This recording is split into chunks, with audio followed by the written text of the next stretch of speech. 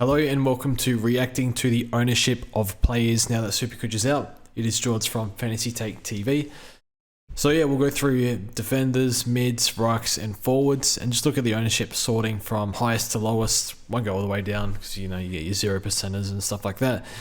But yeah, we'll go through and just say whether I think they're too high, too low, or might explain why I think it's there at a certain percentage. So should be good, but before we get into it, I have to plug our new website, fantasytaketv.com. So we have heaps of extra preseason content if that's something you're interested in. I think over the preseason we have about 8 podcasts and there's about almost 20,000 words of write-ups on players and much more. So if you're interested in extra content and supporting us boys, check it out, fantasytaketv.com.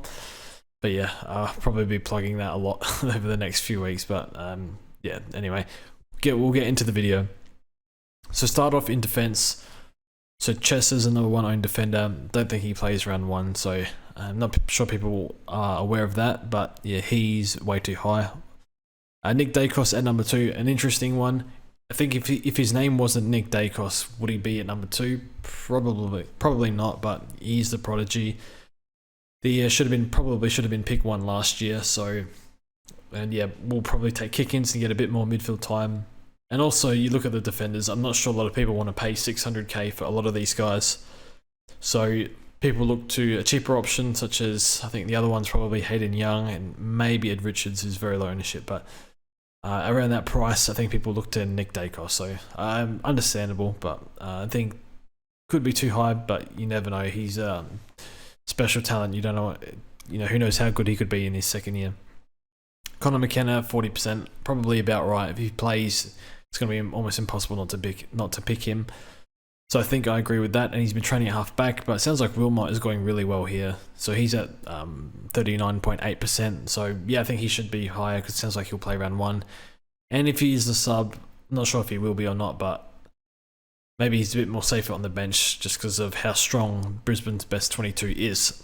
Now Tom Stewart, 41%. For me, that's too high. I know he had the big ceiling, but I don't know, his injury history is not the greatest, but that's probably my main gripe with him. And he didn't finish last year super well, but I can understand him being the highest owned 600k player, but 41%, I think that's too high. I'd probably rather Jordan Dawson, a bit younger, a bit more durable, even a Sicily. I'd rather Sicily over Stewart, but he's a bit more expensive.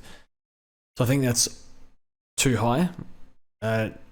Ruben, I think it's Jinby. I think I've been calling him Ginby, but I think it sounds like it's Jinby.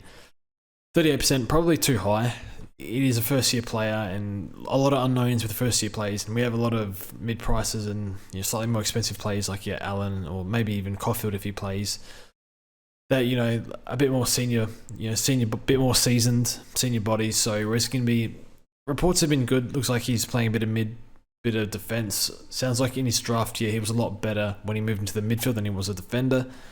But we'll see how it goes, give him a chance. But yeah, sounds like he's got a ready to go build for AFL level, but just first year player. Numbers weren't off the charts or anything in juniors. I think that 38% for 171k 18-year-old, I think it's a little much. He's not one I'm starting at the moment, but I'll be happy to be swayed otherwise if he goes well. Wagner, 36.5%. This is a rookie at this point who's mature age, I'm not sure. Apparently he's done a hamstring. Elliot Yeo, 35.6%. My initial reaction was this is too high, but I actually think now it's about right, just because it sounds like he's put together a strong month. And if he's at his best, and we know West Coast, they love to chip it around back there. He'll want the footy. He'll want to take kick-ins. He'll be hard to pass up. I don't think he can do 100. Could be proven wrong, but I think more likely like low 90s maybe. But it just depends, I guess, how fit he is and how he feels and how much they want to use him down back. So we'll see how that goes. But yeah, probably about fair now that I think again about it. Sicily, 26. I think it's about right. It's a bit hard to justify this price for James Sicily, but I think he'll be D1 this year. But yeah, just a bit expensive. So I think that's about right. Dawson, 23.2. I think that's about right as well. I think it's take your pick, whoever you prefer to these 600k guys. And Dawson seems pretty safe at a really good age now. So, and yeah, the Crows want the ball in his hands as much as possible. So go to 22.5%. Sounds like he's playing halfback, but maybe Thomas goes halfback. They got Hall and Zeeble. I'm not sure they should be playing them in the best 22, but go to 22.5%. Yeah, I think it's about fair. Reports have been good so far, and just see how he goes over the preseason. Constable 18.5%. Don't think he plays. Bo 16.3. Yeah, I think it's probably about fair. Just a bit of unknowns about him, but people see he's cheap and what he's done in the past. Yeah, I think he's done 80 a few years, so he can definitely outdo that price. But how does he look? How does he fit into that team? Is he definitely best 22? Sounds like he probably will start in the best 22, but can he sustain it? Is he a sub-risk? Who knows? Weddle 16%. Good reports out of him, but not sure if he plays round 1. But yeah, heard some good things. Doherty 14.7. I think that's about right for him. Good to see that he's got some ownership, but yeah, people prefer the others at the moment. Gould, you can't really say much. Don't know if he's going to play. Caulfield at 10%. Is he best 22? He looks really fit on the track, but he's not participating in match sim at the moment. So is he actually going to be ready for round 1, considering it's 46 days here? And yeah, not in match sim yet, but I assume he will be shortly. Sinclair, similar, about 9.9%. I think that's about fair. Lots of unknowns about him, but yeah, could easily be D1. Liam Jones, 9.2%. I think that's fair. People are probably struggling to fill out the defense, and they've seen a senior body who's done 70 odd the past 5 years that he played. So I think that's about fair. And you got Hayden Young, probably 9%. Yeah, I think that's about right. I think it'll be interesting if he gets his kick-ins up, which he probably should be. And yeah, I think there was an article the other day saying that someone expects him to be All-Australian, some journalist or something. So maybe he takes that next step in his 4th year. But yeah, has a really, really nice skill set. This is just a loophole. Salem 7.7. Given what he's done in the past, I think that's probably less than I expected, but I'm not surprised because he did look pretty terrible last year, but hopefully he can bounce back. Brayshaw, probably about right. Just not sure what the role is for sure. Rhett Montgomery, just a 102er. I think mature age. A lot of defenders down back for the Bombers, so don't know if he fits in. Darcy looks like he's playing defense, so I think it's too much to pay for a second-year defender with a limited preseason. And then everything else is not really whatever. See if I can find anything. It's maybe way unders. Jake Lloyd very low, but it's expected, I guess. Bailey Dale, I think that's definitely lower than I thought, especially with Daniel moving up the ground. He could put up some massive numbers if he gets all of Dale's kick-ins and they don't go elsewhere. So I think that's unders. And yeah, I think we'll move on. I think not really anything else to speak on here. So we'll move on. Don't know how long that went for, but it feels like it went too long. We'll go to the mids, maybe speed things up a bit. Ashcroft, no surprise that he's number 1. I'll go over the DPPs anyway, but yeah, Dunkley, I'll go over a bit more in the forwards, I guess. But yeah, Dunkley, McLean, no surprises there. Taranto, maybe a little bit more than I expected. I didn't think 51% would be on Taranto. I thought maybe 40. So yeah, sounds like pretty much most people have him. So I agree with that though. I think he's a fantastic option, and I think the CBAs, he scores better with more CBAs historically, and that's what he'll get this year. Clary, 50% higher than I thought, just because he's 700k. I don't blame people for picking him. I have him in my team, but I definitely am thinking about going another route, maybe get a 12th premium in, and cutting him into, I don't know, Steel or something if he looks okay. Not sure. So, but yeah, I think the lesson was when Jack Macrae. I didn't start Jack Macrae last year. Everyone had him captain. I was captaining Took and Steel early days. It wasn't pretty. So if you go with the pack, with the captain, then you can't go too wrong, I think. So for that security, I still probably will pick him. And yeah, everyone will obviously want him in their team. Phillips, I think that's about right. Most people should have him. Hopper, 47, that's about right. Some people might prefer like a rookie, but I think that too much value to pass up. With Hopper, sounds like he's having a good preseason. Sin is probably not going to play round 1. Now 5's actually gone up. That's shocking. That's way too high. Just because he's not, I don't see, you look at how many players, so they've said that he's going to play mostly forward. How many players that play like our forwards before midfielders that are premiums. So you got Heaney, who's not challenging like the top guys, I don't think, this year. Oh, he could go close, but yeah, he needed to have an All-Australian year in one of the top teams. And you got Cameron and Tom Hawkins, who went in the 90s somewhere. Well, yeah, they played in a dominant team. So, you be All-Australian and play in a dominant team, basically, for the most part, if you're a forward and you want to be a premium. And I guess now, if he doesn't have to be a premium, just has to go probably 90-ish at that price. I don't think he can even do it playing mostly forward, so especially with his body. So I don't really see it with him.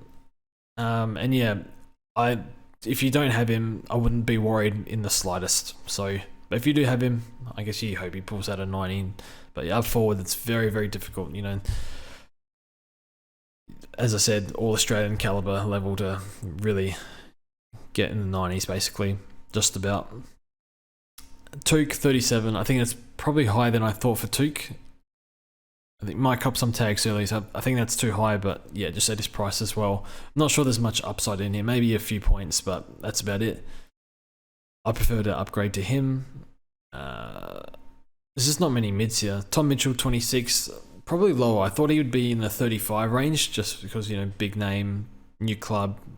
We saw it with like Dunkley in Toronto, new club, massive ownership, but maybe people were scared off from what he did last year. That's okay. Bond 24%, that's about right. I do think I think he should be much higher though. But yeah, not surprised he's kind of in that. He's always been that, in the 10s or 20s sort of ownership inside the year. Never been massive. Cogs, yeah, 21. That's about right. Steel, I thought it'd be much higher. Much, much higher. I thought it'd be like 40% because of his price, but apparently not. But yeah, see how it looks in the preseason. Jay McRae, 18%. That's way lower than I thought.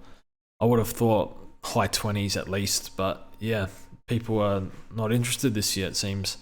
So one I'm definitely weighing up at the moment. And then you got Lockie Neal, 17%. Probably higher than I thought. I just think he'll get tagged a lot, so you'll get him cheaper at some point. But yeah, he can start the year pretty well, like he has most seasons. Tom Green, 17%. It could be a sneaky one where if he just has to repeat how he started last year. I think he went 120 for the first 7 or 8 rounds. If he repeats that, you're laughing, just whether he can sustain it or not. But yeah, he's I can understand why 17% seems about right. A lot of people don't want to take the risk, but some people can see that upside in him and think he can do it this year, and that's perfectly fine. Brayshaw, 15, I think that's about right. I don't think he'll be super popular. Wardlaw's too high. I don't think he plays round 1.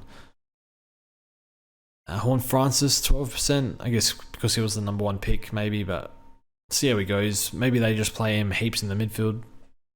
You got Warple, 10%, probably about right. Butters at 10, probably a bit disrespected there, but I think people prefer the other forwards. Laird all the way down at 10%.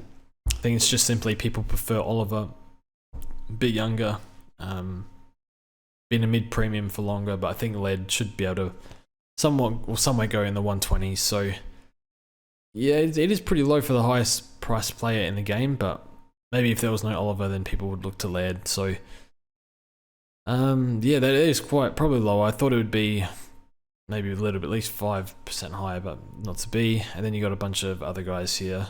A lot of players will double up, so we'll skip them in the forward section, but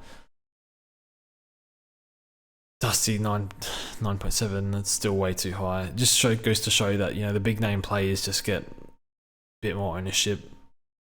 LDU, 7.6, I think that's about right. Not terrible ownership, still quite a few people are interested in LDU. But yeah, it just seems about right. Sheed seems about right. It's going to be, see how it goes in the preseason, but it needs a really, really good role in the inside midfield. Callum Mill, 6.4, probably lower than I thought. I thought he'd be maybe 10%, just people think of the ceiling that he had last year. So he had a phenomenal year, but he did get thrown around, so I guess that scared people off, which is fair enough. Petrarca is probably lower than I thought, but that's fine. I think it's probably about right. I think he'll start well, plays the Dogs in round 1, so he loves playing them. So I think he'll I was just thinking, is his knee all good? Because I think he said something about his knee where he sort of managed it throughout the years. So that does somewhat worry me. But he's done 117, I think, in the past. No, I don't think I picked Petrarca, but yeah. Anyway. Merit 3.2%. That is way too disrespectful, I think. Way too disrespectful. I would have thought 7-8% for sure. I guess he's been an upgrade target for the past few years, so why would it be different this year? So I guess it's fair. Bailey Smith, disposal just not good enough, but might be a 1 for AFL Fantasy. Danger 2.5, obviously you wouldn't go there at this point in his career. Parrish 2.5. Probably a bit low for someone who was looking like almost M1 a few years ago over that stretch. Yeah, I think that's about it. We'll touch on the rucks quickly and we'll skim through the forwards. So you got the loophole here, whatever. I think Rowan's rightly number 1, I think. All signs point towards he's going to be rucking for most of the year, or a large majority of the year, and they need him to ruck, and he's flying through the preseason. I struggle to think you can go without Rowan, to be honest, but up to maybe you prefer other people. Darcy Cameron 38%, that's too high for mine. I know the DPP's there. I know that he has those forward games priced into him, but it sounds like Cox is going to be rucking again, so maybe they use both, and how does that look, and does one get subbed off? Maybe I'm misreading it, I don't know, but Darcy Cameron does seem like the number 1 ruck, but Cox did have more hit-outs than him in the second half of the year last year, so is he actually the number 1 ruck? I don't know. They just share it, so yeah, I think that's too high. English 31.4%. I think that's probably lower than I thought. I thought it'd be very high. Him and Rowan I thought would be 1 and 2 clear, but not to be. I think he'll be in for a big year, but like the durability risk is a little bit frustrating. Again, but with all the other rucks, there's all issues with all of them. You got Grundy at 16%, probably a bit high. I just don't know how you can go there with Gawn in the team. Yeah, Grundy hasn't looked the greatest the past few years either. I think the scoring hasn't been too bad, but he just hasn't looked at his peak, and you do wonder if he's as motivated as he used to be. Didn't seem overly happy with the move to Melbourne in terms of, like, I think if they said that, you can stay, I think he probably would have stayed, but yeah, maybe he's settled in. I don't know for sure, but I don't know. This did seem like he would have stayed if he could have. Radicalia, I think he might play round 1 by the sounds of it, just because someone needs to fill the void of Hawkins. I'm not too sure. But yeah, I thought he would be training in defence, which is where they trialled him last year, but maybe they just need him as that utility depth player. I don't know. So probably a bit too high there, but yeah, has the ruck forward status. Wits 10%, I think that's about right. People were looking to English and Marshall, and teams Darcy Cameron, Draper. There's always a few like sub 10% random rucks here, but Draper, is it his year to break out? It needs to hit a few benchmarks, like hit outs and just his disposals and stuff like that. Basically everything's just not quite there yet, but builds on his fitness, especially his time on ground. Maybe he'll get there. Jackson, I don't know how Jackson's above Darcy. That is crazy to me, but I don't think you can go. I think you can make a case for Darcy, but I don't think you can make a case for Jackson because he'll be mostly forward by the sounds of it. Meek 5%, that's about right. Gawn 3%, I guess that's about right. You can't really go there this year. Then it's just very much whatever. And then we'll just touch on the forwards. Some I've already touched on, but yeah, obviously Dunkley, McLean, Taranto. I probably should be in every team, to be honest. I get if some people might not want Taranto, like the whole disposal efficiency and Richmond game plan and whatnot, but I'm not too worried about that. I think this is his year to have a big one. Good push for all Australian, I think. You got Nat 5 too high, Darcy Cameron too high. Can't remember if I went over Rosie, but yeah, 35%. That seems about right. Not everyone might want him, but he was a star. He's had a big preseason. Hard to not pick him, to be honest. Philippou 34.2%, probably a bit high, just because he's not going to get a midfield role. And we have a few cheapies in the forward line that you got to pay a bit more, like your Oscar Allen, who I think I'd rather Oscar Allen over a first year player in Philippou. Although I do really like him as a prospect, and I wish the Crows traded their future first to, or at least offered it to get him, but that's okay. Saints, he's a Saints man now. Ben King, 27%. I think it's too high just because of his scoring history. So unless it, how are you supposed to know if it's going to increase a lot on what it used to be? So not too sure. But yeah, I think that's too much. But it's not the worst F6, I guess. Ben Ruin, 22%. Sounds like he's had a really good preseason, and you'd expect him to play. I think we went over Cogs. Finlay McRae's injured at the moment. Jury's really gone up a lot. I guess the 102 price tag helps that, but playing half back, it seems a bit of competition back there, and they've seemed to like him back there. So see if he plays round 1. If he plays round 1, has a half back role, I think you got to go for it. Yeah, hopefully he holds his spot and Clarko just keeps playing him. Oscar Allen, 18.7%. I thought this would be much higher. When I saw his price, I think he received a bit more of a discount than we expected. So I quite like the Allen pick. There's a few issues with it. They do have a nice opening fixture against North and GWS, who we'd expect to be near the bottom of the ladder this year, but you never know.